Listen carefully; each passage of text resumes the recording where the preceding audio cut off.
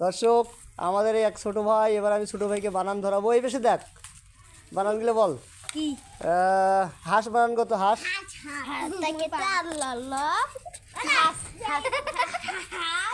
ও heavy.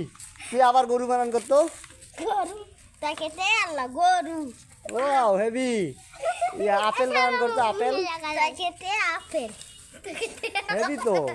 তারপরে হচ্ছে